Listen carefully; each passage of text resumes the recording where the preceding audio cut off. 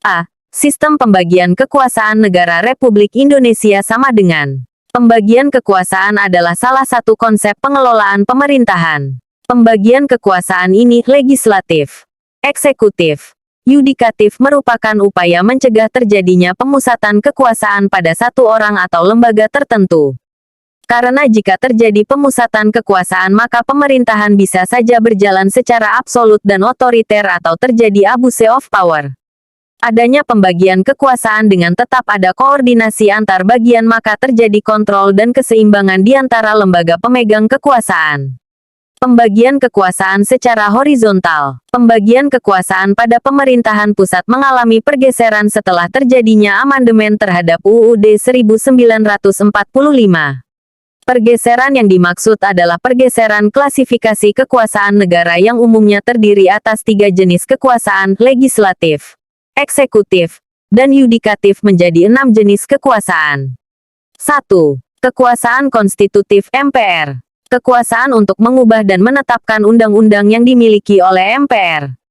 Hal ini diatur pada pasal 3 ayat 1 UUD 45 yang menyatakan, Majelis Permusyawaratan Rakyat berwenang mengubah dan menetapkan undang-undang dasar.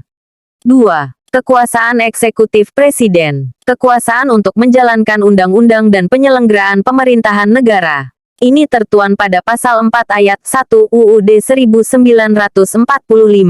Presiden Republik Indonesia memegang kekuasaan pemerintahan menurut Undang-Undang Dasar. 3. Kekuasaan legislatif DPR. Kekuasaan untuk membentuk undang-undang. Sesuai pasal 20 ayat 1 UUD 1945 yang menyatakan, DPR memegang kekuasaan membentuk undang-undang. 4. Kekuasaan yudikatif MA dan MK. Kekuasaan yudikatif atau kehakiman. Menyelenggarakan peradilan guna menegakkan hukum dan keadilan. Pasal 24 ayat 2 UUD 1945. Kekuasaan kehakiman dilakukan oleh sebuah Mahkamah Agung dan badan peradilan yang berada di bawahnya dalam lingkungan peradilan umum, lingkungan peradilan agama, lingkungan peradilan militer, lingkungan peradilan tata usaha negara, dan oleh sebuah Mahkamah Konstitusi.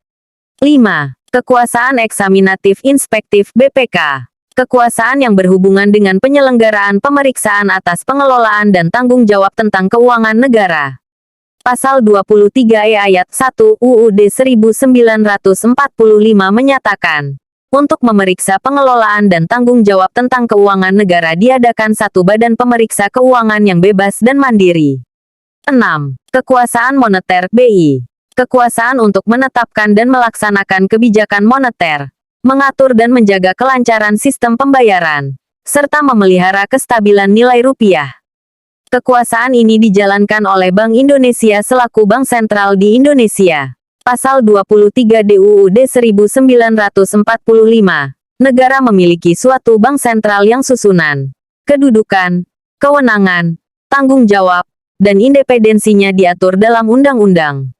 Pembagian kekuasaan secara horizontal pada tingkatan pemerintahan daerah berlangsung antara lembaga-lembaga daerah yang sederajat, yaitu antara pemerintah daerah, kepala daerah, wakil kepala daerah, dan Dewan Perwakilan Rakyat Daerah (DPRD). Pada tingkat provinsi, pembagian kekuasaan berlangsung antara pemerintah provinsi, gubernur, wakil gubernur, dan DPRD provinsi. Sedangkan pada tingkat kabupaten kota, pembagian kekuasaan berlangsung antara pemerintah kabupaten kota, bupati, wakil bupati atau wali kota, wakil wali kota, dan DPRD kabupaten kota. Pembagian kekuasaan secara vertikal. Pembagian kekuasaan secara vertikal sesuai pasal 18.1 UUD 1945. Negara Kesatuan Republik Indonesia dibagi atas daerah-daerah provinsi dan daerah provinsi itu dibagi atas kabupaten dan kota. Yang tiap-tiap provinsi, kabupaten, dan kota itu mempunyai pemerintahan daerah yang diatur dengan undang-undang. Berdasarkan ketentuan tersebut, pembagian kekuasaan secara vertikal di negara Indonesia berlangsung antara pemerintahan pusat dan pemerintahan daerah, pemerintahan provinsi dan pemerintahan kabupaten kota. B. Kedudukan dan fungsi Kementerian Negara Republik Indonesia dan lembaga pemerintahan non-kementerian. Kedudukan lembaga negara kementerian dan lembaga negara non-kementerian adalah sama. Mereka sama-sama berada di bawah presiden, pembantu presiden dan bertanggung jawab pada presiden. Lembaga kementerian fungsinya melakukan tugas kepemerintahan yang sifatnya birokrasi dari eksekutif presiden, yang telah diatur oleh undang-undang. Sedangkan tugas lembaga non-kementerian lebih fokus pada bidang kearsipan, seperti pengkajian, penyusunan, perencanaan C. Nilai-nilai Pancasila dalam penyelenggaraan pemerintahan. Hampir setiap penyelenggaraan yang berkaitan dengan negara akan didasarkan pada Pancasila. Seluruh nilai-nilai yang ada di dalamnya adalah nilai ketuhanan, kemanusiaan, persatuan, kerakyatan, dan juga keadilan. Seluruh nilai-nilai Pancasila dalam penyelenggaraan pemerintah tidak bisa dipisahkan dan merupakan satu kesatuan. Sila Ketuhanan Yang Maha Esa menyatakan bahwa warga masyarakat mendasari seluruh aktivitas sebagai makhluk ciptaan Tuhan Yang Maha Esa. Sila ini yang akan mendasari seluruh sila berikutnya. Ada beberapa perilaku yang tercermin berdasarkan sila pertama ini. Anda bisa mengetahui beberapa perilaku tersebut sebagai berikut. Pengakuan kausa prima yang ada pada Tuhan Yang Maha Esa. Setiap penduduk perlu memeluk agama dan melakukan ibadah sesuai ketentuan agama yang dianut. Kemanusiaan yang adil dan beradab.